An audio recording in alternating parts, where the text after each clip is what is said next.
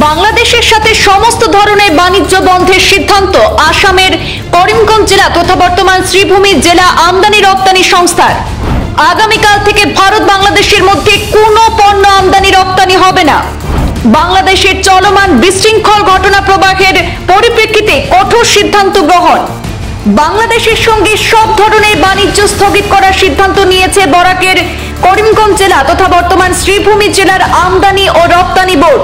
বাংলাদেশের সংখ্যালঘু নির্যাতন এবং ধর্মগুরু চিন্ময় কৃষ্ণ দাসকে অনৈতিকভাবে গ্রেপ্তার এবং বাংলাদেশ সরকারের ভারত বিরোধী মনোভাবের পরিপ্রেক্ষিতে এই কঠোর সিদ্ধান্ত নেওয়া হয়েছে বলে জানিয়েছেন জেলার আমদানি ও রপ্তানি বোর্ড কর্তৃপক্ষ।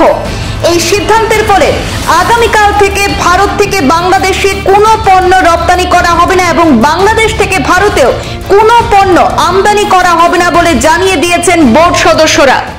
আমি আমার চারিটা সংগঠন আছে করিমগঞ্জের এক্সপোর্ট ইম্পোর্ট সব মিলাই কিনে আমার এটা আছে Karimganj district exporter and importer coordination committee. আমার বর্তমান পরিস্থিতি যেটো আছে বাংলাদেশত বিজনেসৰ এটা পৰিবেশ নাই আৰু যোৱা কিছুদিন আগত আমাৰ মাইনৰিটিৰ ওপৰত যেনেকুৱা অত্যাচাৰটো চলি আছে সেইটোৰ ওপৰত আৰু বৰ্তমান পলিটিকেল সিচুৱেশ্যন যেটো আছে বাংলাদেশৰ প্ৰেজেন্ট গভৰ্ণমেণ্টৰ এইটো সিচুৱেশ্যনত সবখিনি মিলাই কিনি বাংলাদেশৰ মাইনৰিটি মানুহৰ ওপৰত অত্যাচাৰ যেটো চলি আছে এইবিলাকৰ ওপৰত পৰিপ্ৰেক্ষিতত আমি এটা বিজনেস এটমস্ফিয়াৰ নাই বুলি ভাবিছোঁ। আৰ সেইটোৰ কাৰণে আমি আমাৰ বিজনেসটো বৰ্তমানে ইম্পোৰ্ট এবং আৰু এক্সপোৰ্ট দুটা একেলগতে বন্ধ ৰখাৰ সিদ্ধান্তটো লৈছো আমাৰ কোঅৰ্ডিনেশনে। কালিৰ পৰা আমাৰ এইটো সোনকালে ইমপ্লিমেন্ট হৈ যাব। কালিৰ পৰা আমাৰ সব ইম্পোৰ্ট আৰু এক্সপোৰ্ট সব বন্ধ থাকিব আৰু পৰিস্থিতিটো ভাল হলে পিছত দেখা যাব।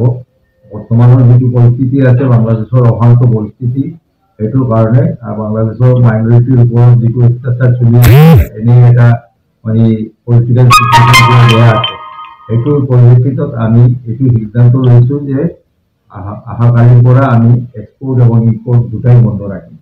এইটোৱেই আমাৰ লাষ্ট কথা।